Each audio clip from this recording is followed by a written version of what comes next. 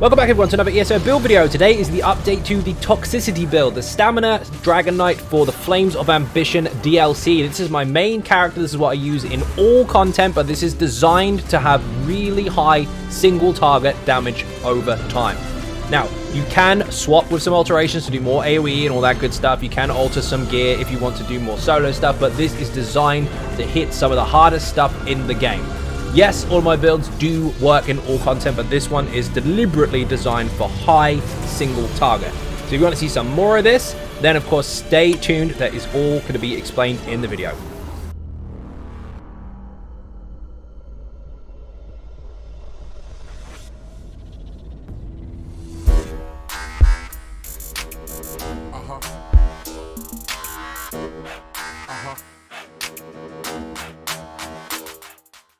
Now, first of all, we're going to go into the stats. So our potion is running already. We've got this nice bonus here. We'll look at the weapon damage first of all. In fact, that will go up a bit more. 5.5k with 58% crit. That's going to go up. I'll show you how in a little while. We have 14k max magicka, 23k max health, and 29.8k max stamina, with 1,717 stam recovery, which is disgusting. We also have a good mag recovery and good health recovery on top of that, which is pretty good. Our resistances are 14.5 and 11.2. That will go up with a major and minor resistance buff. We don't have them active at the moment. If you do choose to slot them, that's entirely up to you. Now, your flat stats will go up if you change your food. Now, if you are very comfortable in mechanics, let's just say for argument's sake you're a very experienced player, you know what the mechanics are, you know when to take opportunities, you know how to heavy attack, you know how to take synergies, and you've got a good amount of recovery coming from your group. If you can maintain your resources inside your rotations without a negative effect, you can get more damage out. And the way to do that is to go with flat food, because your flat resources will be higher, quite a lot higher. Now here's the difference. Right now, if we pop a potion, we're sitting on 1700 recovery, which is bloody insane. However, if you switch to flat food, you will of course lose the RTM takeaway broth stuff. So your health will go up, which is a benefit. Your stamina will go up, but you'll lose the health recovery. You'll lose the stam recovery. But this is what you'll end up with.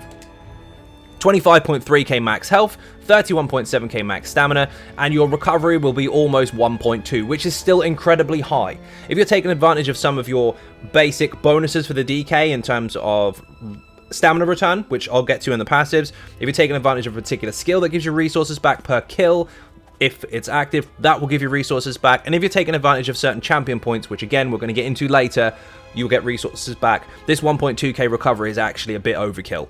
So it depends on the player. If you're not comfortable enough to do that, stick with Arteum Takeaway Broth.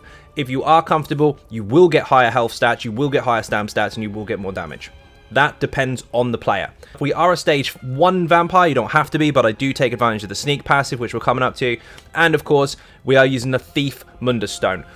The way they changed crit is that before, you could have no crit on any of your sets whatsoever, not even spec into it, and just have maybe a precise weapon and a thief stone. Or not even that, sometimes you could just have a precise weapon, and you will get really high crit, so you just go shadow all day long. That was too easy to gain a very powerful stat without actually speccing into it. That's technically game breaking. That's not how the design was intended. Now they've gone full into the design of how crit was supposed to work in the first place, or how they want it to work in the future, and it's basically, if you don't have it, your crit sucks. If you spec for crit, you can have very high crit. So it's a case of, do you want to go more flat? Do you want to go more crit? Do you want to balance the two?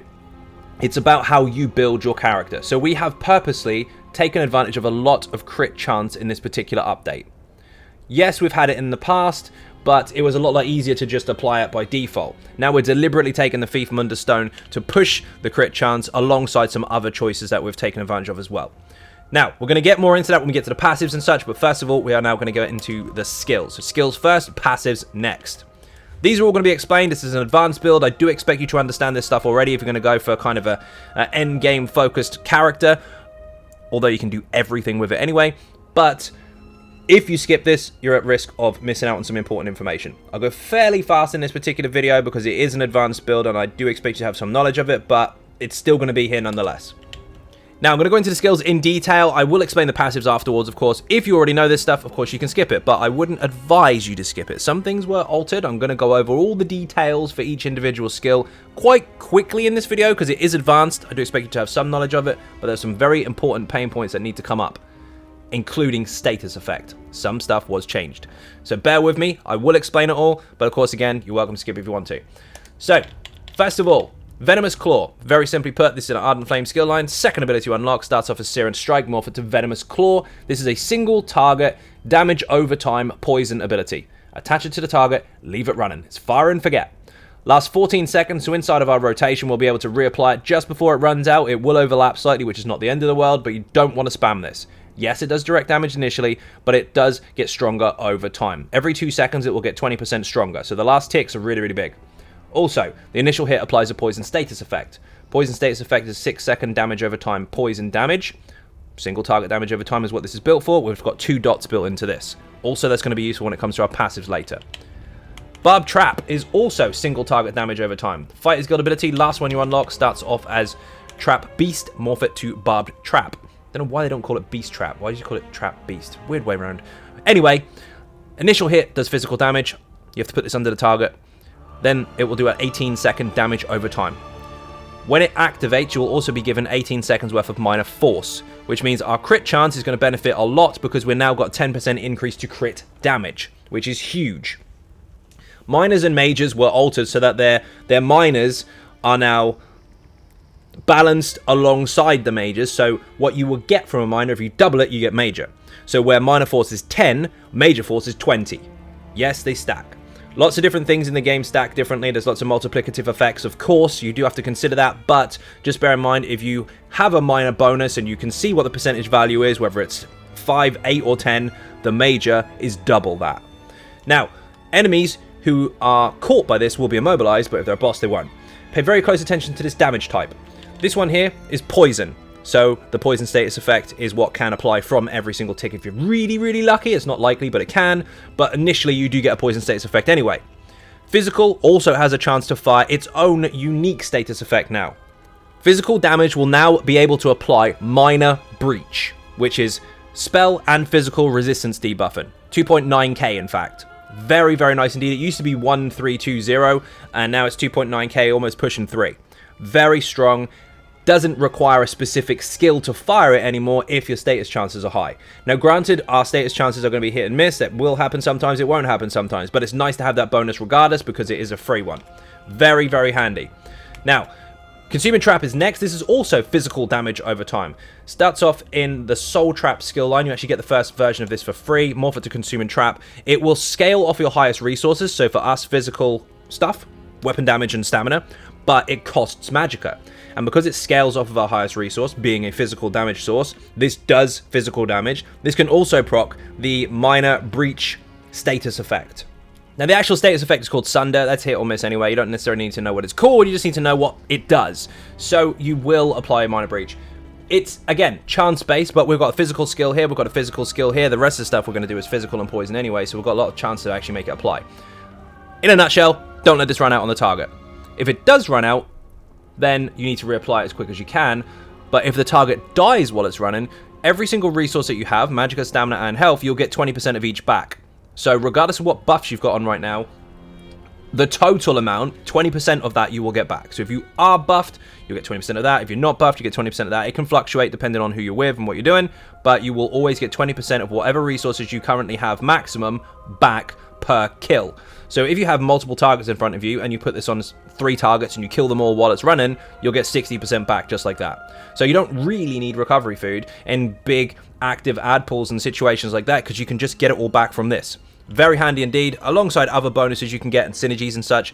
It's very, very nice skill, and your resource recovery and sustainability is actually in a pretty safe place. Not to mention, of course, it's a magicka costing skill, so that saves us some stamina. This, however, Rapid Strikes, is your main spammable in your dual wield skill line, but it's not spammed. It is a spammable, but we don't spam it.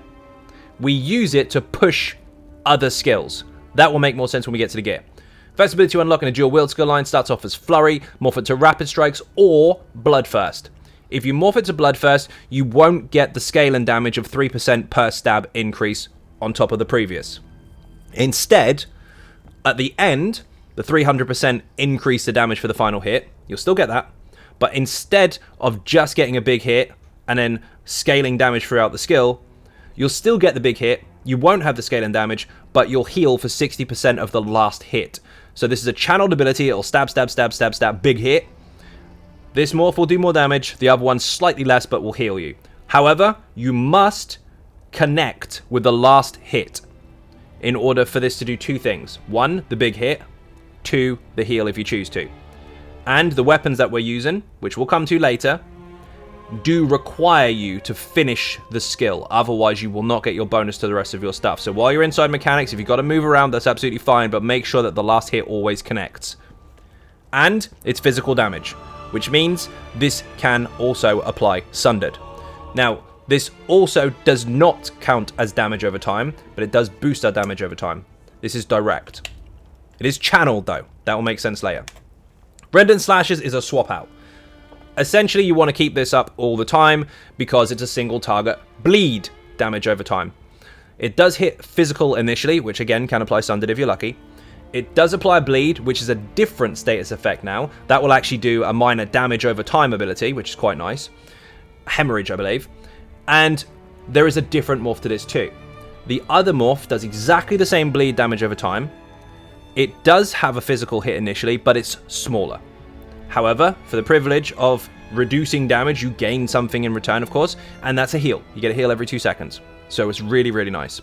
So if you are feeling very squishy, you can change these two to healing morphs. You'll lose a very, very, very tiny amount of DPS.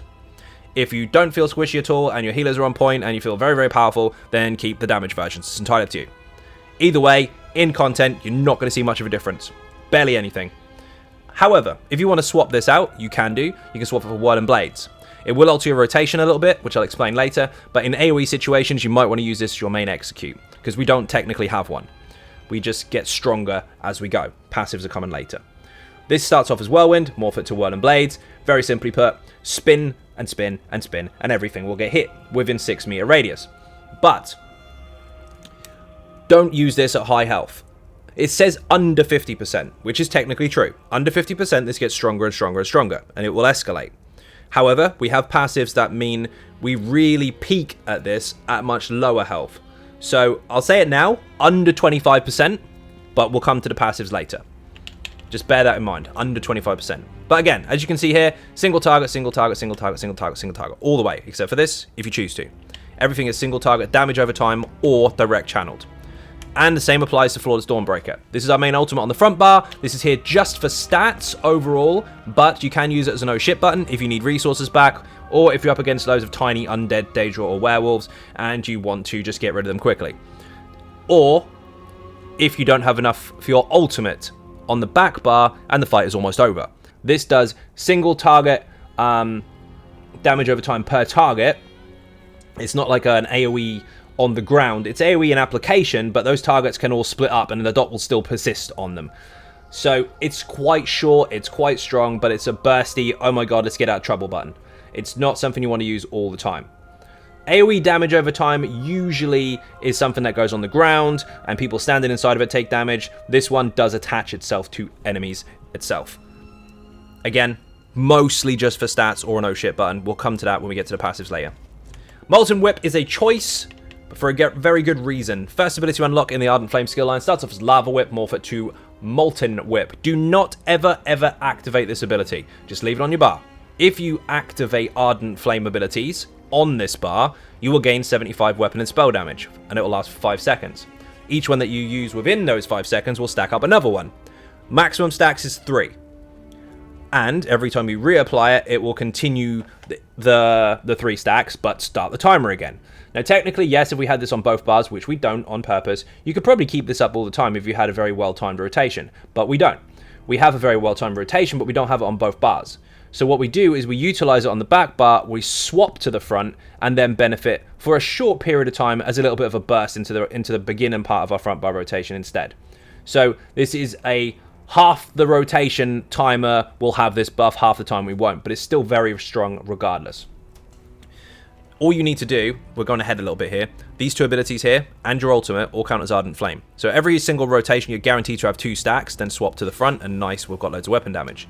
When we use our ultimate rotation, we're going to use 3 abilities, that's 3 stacks to go to our front bar. Bit tricky, but if you can get used to it, it's great. if you feel squishy, if your group can't keep you alive, if you can't keep you alive, or if you need to help other people stay alive. You want to go with Resolving Vigor. This is a very good option as well. It's from the Assault skill line.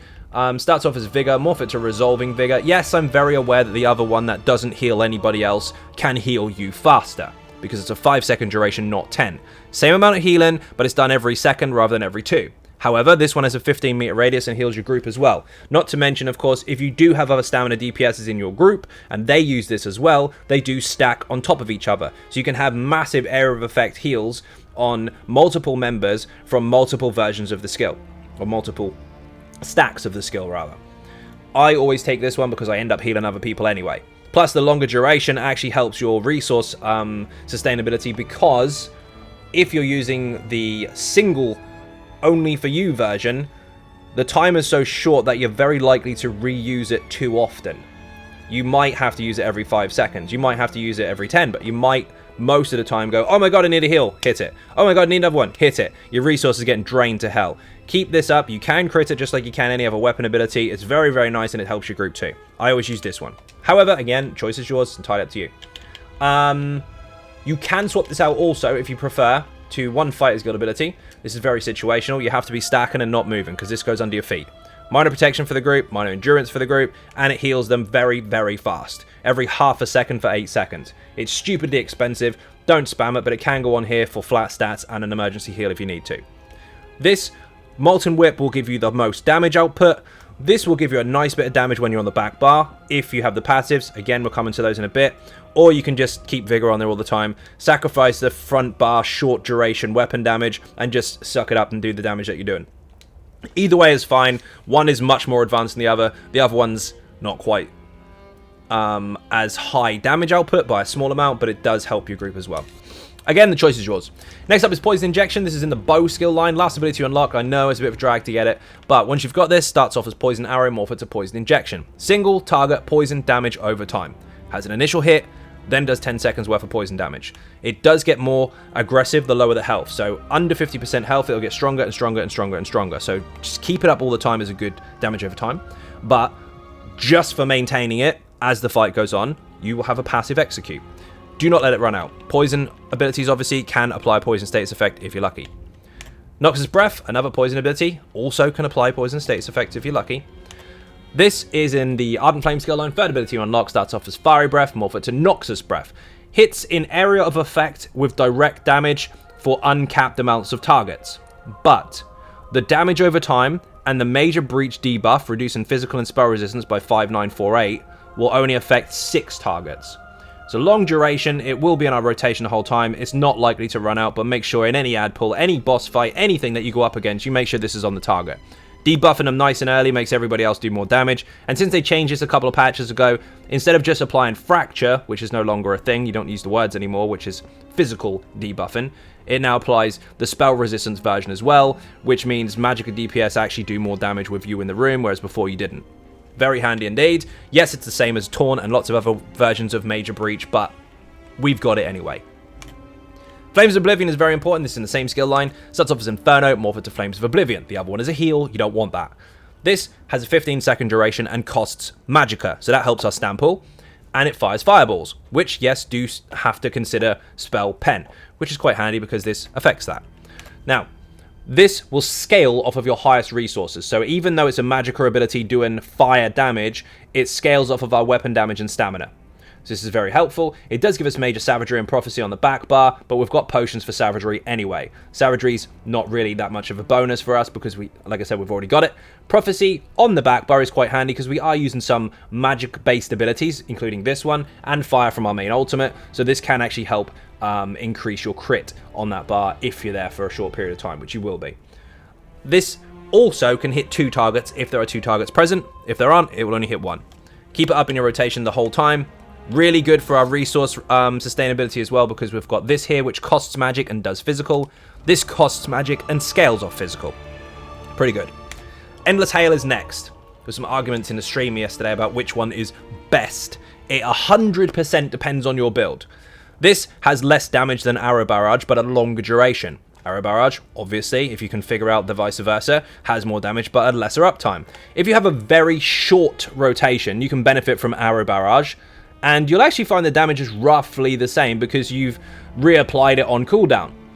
But if your rotation is long and you can't maintain Arrow Barrage for its full uptime, then you're going to have gaps. Gaps that can affect your glyph on your back bar, because Area of Effect weapon abilities do fire on cooldown your back bar glyph if you swap. Any Area of Effect weapon ability fires your glyph consistently. So if, for argument's sake, Arrow Barrage is about to run out and you've got 2 seconds left on your glyph and you're 3 seconds out of sync with your next cast, you've just wasted a whole uptime on all that extra weapon and spell damage from your glyph that you're probably using. This, however, because it fits in our rotation and does land on cooldown, has 100% uptime on our back bar glyph. We never lose that weapon damage bonus. Going ahead a little bit there about what we're using on our gear, but that's a very important point to make. Area of Effect weapon abilities do consistently fire the glyph of whichever weapon it fired from, regardless of which bar you're on. So Endless Hail for us, considering the duration or length of time our rotation takes, was perfect. Arrow Barrage didn't cut it. It did have more damage per tick, but it lacked when it came to our weapon glyph. Sometimes it would be off. We don't want it to be a thing. Anyway, Area of Effect on the ground, physical damage every 1 second, 2 second wind up, 12 second duration. Keep this up all the time. Do not let it run out if you can help it. Anyway, next up is our ultimate. This is your main bread and butter ultimate for the DK. Do not leave home without it. Put this on the ground, enemies caught inside of it will take flame damage over 20 seconds. Every 1 second. So that's your damage over time, which is really nice. We're built for that anyway. It's flame damage, so yes, spell penetration is considered, but it scales off our max stats. Also, for standing in the circle, you will increase all the damage that you're currently doing by 15%, even if dots are already running, it will boost them, and you'll take 15% less damage, so you're very tanky. In the meantime, other people can take a synergy off of you and increase their ability to CC the adds around you, because you can immobilize them with a synergy, which is pretty handy.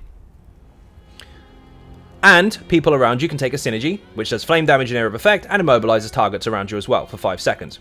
Very handy indeed. This does need to be really on the face of the enemy because of the flame damage. It does get very, very strong. But if you are in a range situation, there's nothing you can do. You're going to be out there for some time. You can, of course, take advantage of your bow from range, but you can still apply this to yourself. You can drop it on your feet. No, the enemy isn't inside of it. No, they won't take the flame damage. But yes, you will still increase your damage being done to other things. So you can still tactically use this at range if you have to. Just make sure you're the one standing inside of it. Remember, this is a buff for you, not other people. Also, if you find that you're in a situation where you die a lot, you're not familiar with the mechanics, or perhaps the group you're in just keeps making a lot of mistakes and you have to pick up the slack occasionally, you're going to want Corrosive Armor. This starts off as Magma Armor, morph it to Corrosive Armor. All of your direct damage will go straight through physical resistances and ignore them, but you're almost immortal for 12 seconds.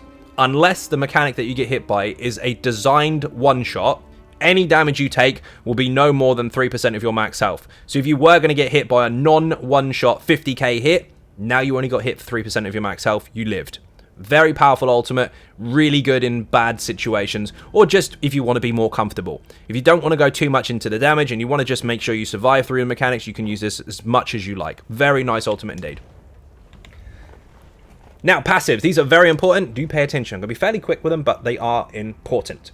This increases the damage of your burn and poison status effects. Now, with the new champion point system, we have a lot more status chance on top of what we already have.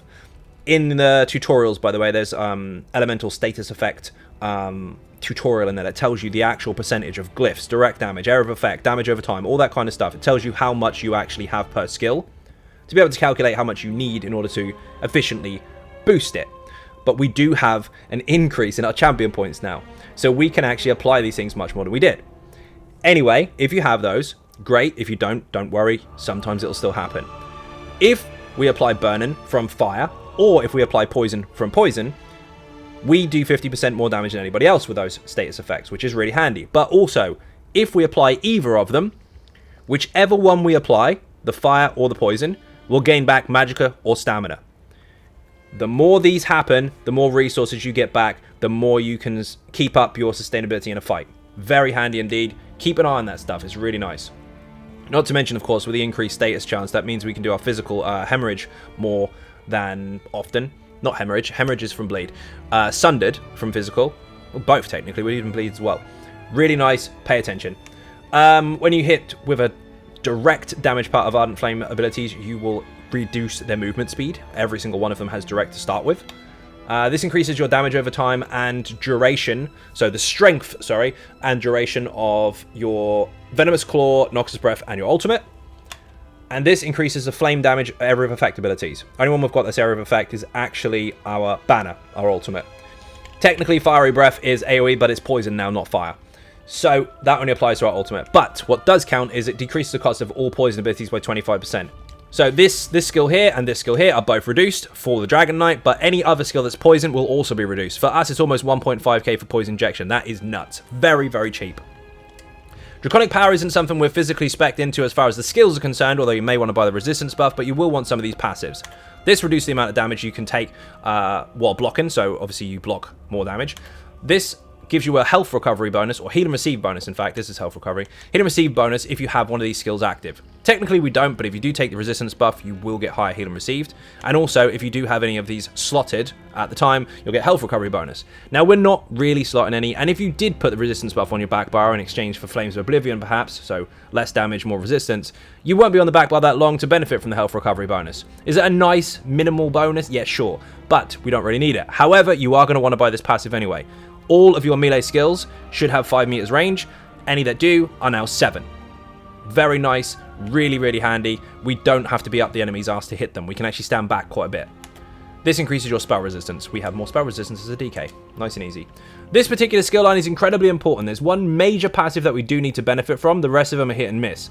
However, that is because of the choices of skills we're using. You could use Igneous Shields if you want to use that solo. You could use Molten Armaments if your group needs buffs and bonuses. That's a choice you can take to swap things out if you really want to. But essentially, this particular setup, as I'm playing it, we don't use those. So there's a couple that would normally be very, very handy that are not. But you will want to get them anyway, just in case.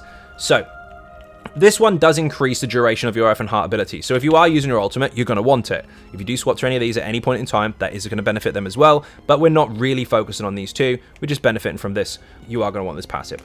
This is stupidly powerful. You get 47 health, 46 magicka, and 46 stamina back per ultimate cost. Our ultimate, because we're a vampire, we've got a cost increase, is 257, but this counts off of the base cost of the ability. Whether you reduce the cost of the skill or increase the cost of the skill, doesn't matter, you still get the base. So 250.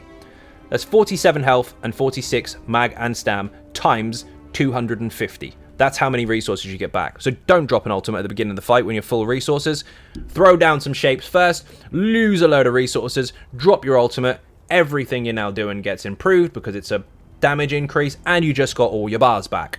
Really handy, but since this is an oh shit button on the front, which is 125 normally I believe, this will give you a smaller amount of resources back because of its cost, but it can help in emergency situations. So if you're very, very low on resources, you've got no other option, you can't heavy attack because you need to block something really quick, pop this, you'll get resources back in all 3 pools. Obviously, a heal is included there. Really powerful passive. This is the most important one in the Earth and Heart skill line. You've got to get this quick. This is not that important, and neither is this. As Dragonknights go, these two are probably the most important apart from this one. But since we're not using any Earth and Heart abilities, as a rule, these two are irrelevant. But if you do want to take advantage of this or anything else in this skill line, then you're going to want these. This will give you minor brutality to you and your group, increasing your weapon damage by 10% for 20 seconds, and you get ultimate if you use the ability once every 6 seconds or longer. This also will give you stamina back for every time you cast an Earth and Heart ability with no cooldown, except for this, because it already costs stamina, it doesn't count. These two do. Again, we're not really using these two. All you need is a Dragonknight in your group, maybe a Mag DK with Eruption, or a tank with Igneous Shields, and this minor brutality is going to be in the group anyway. If you want to bring it, you can of course apply one of these. If you don't, you're not going to need these two at all. Crucial passives, but not for us. If you've got enough skill points, definitely get them because situations can change, you never know. But if you're going exactly the right amount of skill points required for the build, you don't need these two. Dual wield is very important. Get every single one of these passives. This will increase the amount of damage you do with your dual wield abilities by 20% against enemies under 25%. We have a passive execute here. Remember when I said this does start getting stronger under 50, but use it under 25? That's because of this. The lower the health, the stronger it gets, and this stacks with it. So under 25%, that's when you really want to start spinning to win. You can do a bit earlier if you want, but this is where it's going to peak. Also, your light attacks, your heavy attacks, your rapid strikes, your rend and slashes, any of those abilities that you're using will also get stronger. This will increase the weapon damage of your offhand, because your offhand has less weapon damage. This will reduce the cost of the skills in this skill line. This will make you do more damage against CC'd enemies, regardless of the CC type. And this will give you a bonus depending on weapons you're using. These were changed a lot. Axes used to give a bleed. They don't do that anymore. They give you crit damage and crit healing per axe. Maces used to be a 10% penetration bonus, which could fluctuate, because if they had 18200 at the moment, you would end up with 1800 penetration. But if they were down to, say, because it used to be 10% per mace, if it was down to, say, I don't know, 1,000, you'd only get 100 pen. So that was stupid. It always gave 10% bonus to whatever it was at the moment. This, however, is very, very flat and much, much easier to guarantee your penetration bonuses. It's 1650 per mace. Controlled, no longer fluctuating effects.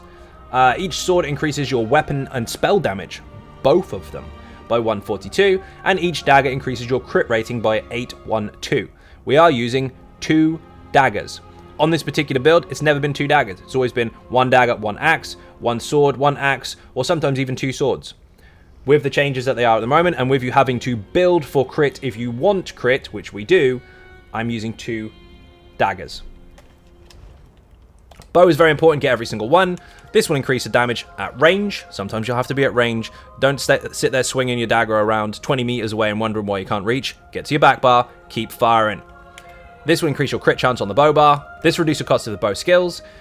Dealing damage with a light attack or heavy attack will give you 5% increased damage to your bow abilities, lights, heavies, and skills. Each time within 5 seconds that you do another one, it will give you another 5%, and this will stack up to 25% in total. If you keep doing it, it will just maintain the buff. Now, we're not going to utilize this a lot. We're going to be getting 3, maybe 4 stacks in our rotation, depending on how good you are with it. However, if you are at range, because of mechanics, keep your light attacks up. That will keep your bow damage up, it will keep you in the fight, it will keep this buff running, and if you do have to stay full range for a period of time, keep your Endless Hail up and start using this as a spammable, because the initial damage is better than nothing at all. Light hit, light hit, light hit. If you can't keep up your light attacks, when it comes to the gear, you're going to have to do one of 2 things. You're going to either have to practice more in mechanics, especially at range, or you're going to have to take the set off and use something else. That will make more sense when we get there, but this passive lines up directly with the gear we're using. If you can't keep this passive up, you can't keep the gear up, you're not going to perform. Just bear that in mind. This will give you a speed boost if you dodge roll. Remember, do not dodge roll too close to a previous one, because otherwise the next one will cost more. Armor passives were changed dramatically. Every single type of armor now has its own built-in bonuses per piece. They have penalties and bonuses. Some have no penalties at all because their penalties are literally built into their passives. Where heavy, you are really, really tanky. Light, not so much, but quite nimble. And medium, you are taking advantage of your agility, but you don't have anywhere near as many resists for martial stuff or for spell stuff. You just get hit. So your negative is if you stand still.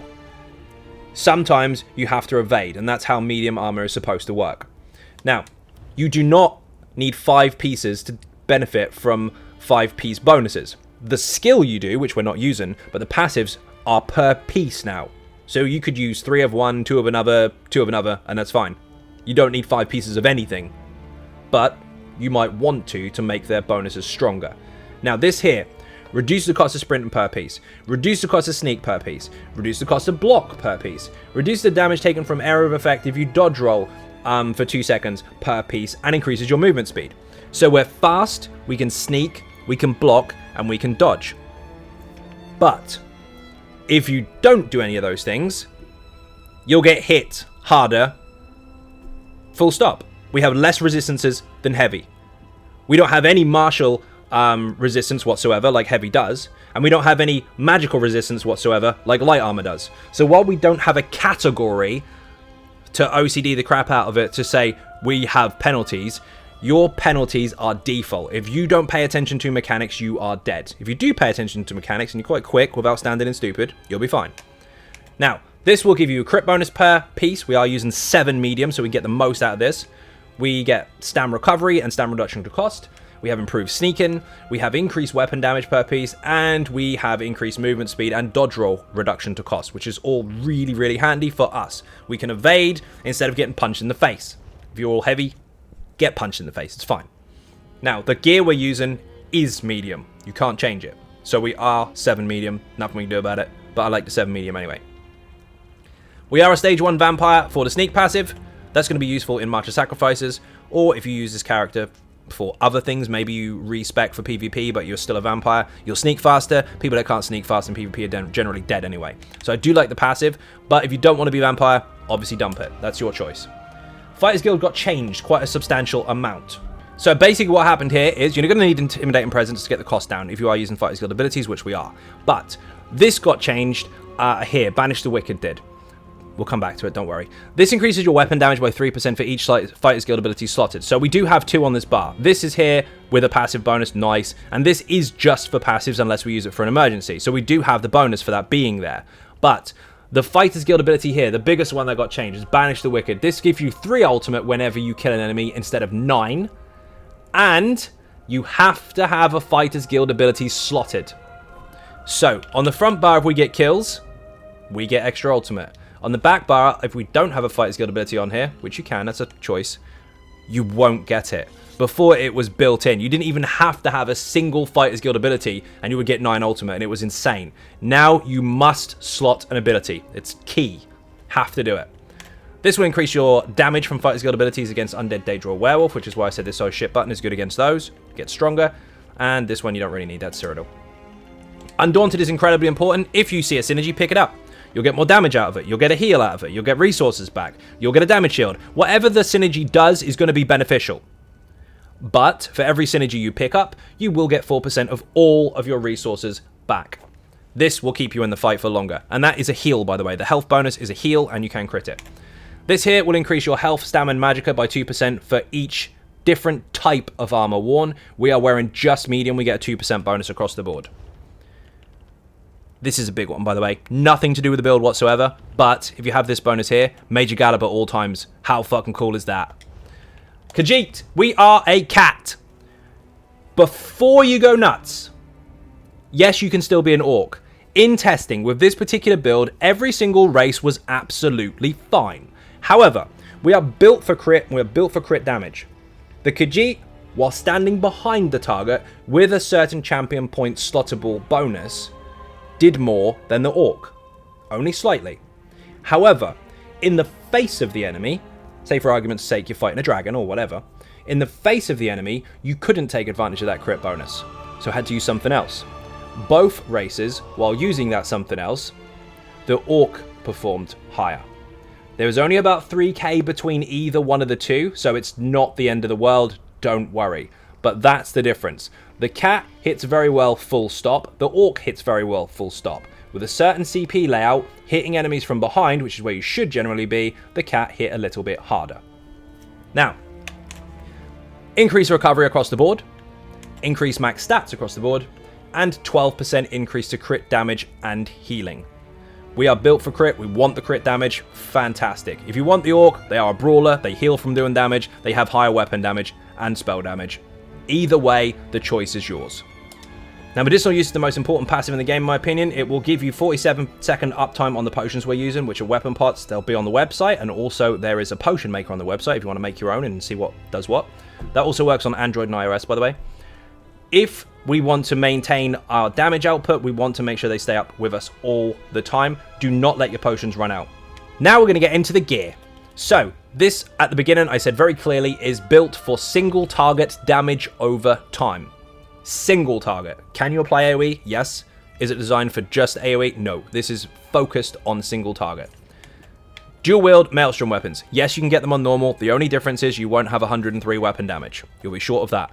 The actual bonus itself, if you apply Flurry, so rapid strikes, you have 4 seconds to get in single target damage over time abilities before that runs out. And if you get them in there in that period of time, that whole entire duration of that dot will have 1,690 spell and weapon damage added to it. So, rapid strikes, dot, dot, dot, rapid strikes, get the rest in. That is a very important thing to note. If you do it in the wrong order, you won't get your bonus. You won't get the damage output. I saw someone recently getting 40k out of this. First of all, not a bad start. Practice is going to go a crap ton higher than that. But the reason why their damage was suffering is because they were putting the dots on first and then doing the rapid strikes afterwards. They weren't benefiting from the bonus. It happens, but this is why I'm explaining to you, pay attention to what this does. Rapids first, ... rapids again. That's going to make sense when we get to the rotation. Back bar is, of course, the Master's Perfected Bow. You don't have to have Perfected here either. You can get the normal one. So all this stuff can be acquired on normal. The only difference is you lose 103 weapon damage. These consolidated into one nice bonus that you either have or don't. If you do have both Perfected, you have the bonus on both bars. If you don't have Perfected, you don't. This will increase the target damage that you do by 330 weapon damage. So, it doesn't apply to your base stats. It doesn't apply to your tooltips. It doesn't apply to your skills until they hit the target that is affected with Poison Injection. Or Poison Arrow, whichever morph you've got. Hit the target with this, lasts for 10 seconds obviously because that's how long the skill lasts, and while it's running, all of your damage hitting it will be improved. This is per target. So, while this affects the skill directly, this affects the target. And yes, the damage done from this, boosting your damage over time, hitting the target with it, being affected by this does boost all the damage you've done already. Really handy, don't let this run out. Now, we're using Deadly, which increases all of your damage over time, physical, bleed, poison, and disease damage by 20%, and your channeled abilities. While Rapid Strikes is direct damage, it is a channel, so is also affected by this set. Weapon damage and weapon damage is a nice bonus, but we do have a crit bonus as well, because we want to take advantage of crit. Also, we're using Reliquin, which has got 2 crit bonuses, a Minor Slayer bonus, and stacks up spinning wins on the target basically every single second up to 10 times and then consistently stays with it as long as you can do 1 light attack or heavy attack every 5 seconds. The cooldown for light attacks is 700 milliseconds anyway, so if we just say 1 second for argument's sake, you got 4 seconds spare. You shouldn't be able to fail it if you're doing your rotation properly. If you're going too quick, they won't come out, you'll miss. If you're going too slow, then you're going to miss anyway because your timing's going to be off. If you're at range, what did I tell you earlier about the Hawkeye passive? Keep up your Hawkeye passive, and you'll keep this up. Don't keep up your Hawkeye passive, you won't keep this up. Your ticks or stacks will drop, your massive bonus to DPS from this set will disappear, and you won't be performing in a way that you think you do because you hit a dummy earlier. This set is very advanced, and it requires you to pay attention to mechanics to be able to apply it. If you can, you'll do very, very well. If you can't, you've got 2 options. You either practice, or you take it off. Note, by the way, the perfected version does have an extra stand bonus. The normal one doesn't. You can do the whole build on normal.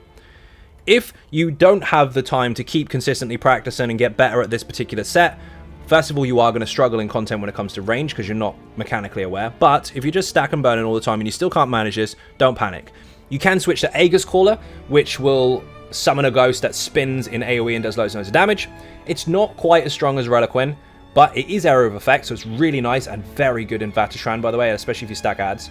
But that's the trade-off. If you can't keep up with mechanics in your rotation all at the same time, you panic too much or just need more practice, Aegis Call is going to be there all day long and it's going to pump out a shit ton of damage. In fact, it's going to do more damage for you than Reliquin because you can't keep Reliquin up.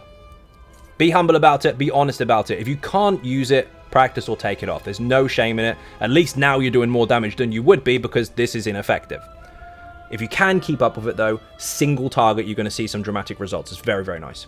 Now, the body is all medium, so which order you put this in really doesn't matter. Same with the jewelry as well, but you do want weapon damage and bloodthirsty on everything, and divines all over your sets. Also, you can go with Alkosh as well, which now scales off for weapon damage as far as the debuff is concerned, but you do need to take Affinity to apply it, and you do have to face the enemy. That will actually hit 6 targets and debuff 6 targets, and do 6 single target damage over time dots, which does scale off of this. Very nice. Champion points, the complicated bit that's not complicated. So, these were changed. This is quality of life. This is damage and survival and stuff, with resistances in mind, and healing. And this is CC and recovery. So, before it was, oh, I have 75 points here, I have 8 here, I have 10 here, and I can't fit everything, but how do I jiggle them to be optimal for my build? Now that's not the case. Yes, along the way you will want to do that somewhat, and on the website I have shown you, or will be even showing you, several different champion point setups. 160, 420, 810, 1350, and then so on. But champion points are now inevitable. Every single passive in every single tree you will be able to fill. 100%. Even at a low level. When I say low, I mean kind of mid. If you get up to 2,000-ish, 2,100, you'll have every single passive available, and you'll have room for slottables as well. Now that's where the choice comes in. The choice is no longer where should I put my points, you put them all in, that's what you do. The choice is which slottables do I take for the situation. Look at the top, you can see green, blue, and red. 4 gems in each one. There are many, many different ones, and it's up to you which ones you take. Now the green tree is 100% quality of life, but I will show you what I would recommend for you to take. So this will increase your food and drink duration. Then you've got this here, which will increase your potion chance to not actually use one. So that is efficient for your amount of potions you have, amount of poisons you have. If you burn through them really quickly, it's not going to be quite as quick as usual, because sometimes you're not going to consume one at all. You've got this here, which is a sneak bonus. Sometimes that's helpful if you're in March of Sacrifices and such, but you shouldn't struggle too much anyway. So what I would recommend is this one here, which gives you a movement speed bonus. If you're going for speed runs, in between fights, while you're out of combat, you're very, very fast. And then you've got stuff like this, the Treasure Hunter. Ignore that one, we don't want that. Treasure Hunter. This will give you higher quality loot from chests. So Treasure Hunter, alongside Steve's Blessing, alongside Rationer, alongside Liquid Efficiency. So you want this one here, this one here, this one here, and this one here. However, this is 100% your choice. You can swap out any of these that benefit you. But in content, they seem to be the most useful ones, while the rest are mostly crafting and sneaking and killing from behind and all that kind of stuff. You do want the armpit buff, however. Every single passive in the game here, you're going to be able to buy. So, technically, I don't need to explain this to you, but take a shortcut to here. This will make sure you never use a soul gem again for your weapons. Blue stuff. Buy every single one of these. However, if you want to go full glass cannon for the time being, you're going to need 1,350 roughly to get all the DPS ones you want, excluding heals, resistances, and hybrid type DPS slots. That will give you all your passives and will give you enough to slot 4 major abilities. So, start from wherever you like. Normally I would start from your stamina bonus and then go into here, which is your status effect and flat weapon damage and all that good stuff, and your crit and stuff as well. Whichever way you go around, this is entirely up to you. But the passives, you will eventually be able to get all of them, so it really doesn't matter. Again, on the website, I'll show you. The bit that does matter, however, is your 4 slottables, and this is what you want. You want Thermitage to increase your damage over time, which is what we're built for. You want Deadly Aim, which increases your damage done in single target, which is also what we're built for. Then, you want your crit damage bonus, which is also, again, what we're built for. And then you have one more option, and this is very simple. You have Backstabber or something else. Backstabber is when you're behind or flanking the target. This will increase your crit damage by 15%. It's bloody mental. Get it? Don't stand in front of the boss. Otherwise, no bonus for you. But what if you can't stand behind the boss? What if the mechanics don't allow it? And what if you're against a dragon? Because you never fight dragons from behind unless you're in Overland. This is useless. So, you've got 2 slots here that one I wouldn't recommend and the other I would. This one has 165 weapon and spell damage. This one has 150. So the other one's stronger, right? Wrong. This one is 150 weapon and spell damage flat out. Skills, light attacks, heavy attacks, heals, flat out 150 weapon damage. This one here is 165 weapon damage and spell damage to your damaging abilities. This isn't going to affect your vigor, none of that stuff. So while this on the surface looks much, much stronger, it's nice to consolidate and have them both in the same situation if you can. This one is going to perform better for you overall for most things that you need.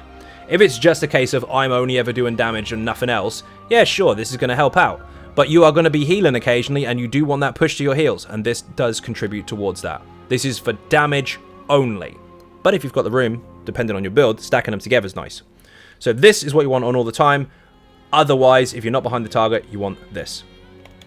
Red trees is very simple. Again, it's inevitable that you will get every single one of these. You will end up having more health. You'll end up having a reduction to cost for blocking and dodging and sprinting and all that good stuff. On the website, I will give you a clear path as to what you want to do on lower levels. But you want these. This will increase your max health by 1.4k. No requirements prior to that. Just buy it.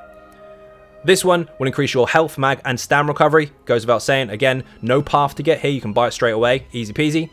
You need a little path here to get to this one, and this will increase your performance basically with your core combat skills. So your dodges, your blocks, your sprints, and all that good stuff will be reduced cost-wise, if you're affected by a status effect, which most of the time you will be, especially in content where you need heals and you're standing in stupid and all that stuff, really handy. And of course, at the end of it, you're going to need this. You will get kills, and if you do, you get 1.5k stamina back. You don't need huge recovery food if you can have flat food and kill everything and get all your juice back. This is nuts. So those 4 passives is what slottables even is what I would tell you to get. The rest is entirely up to you. There's so many choices, depends on the situation.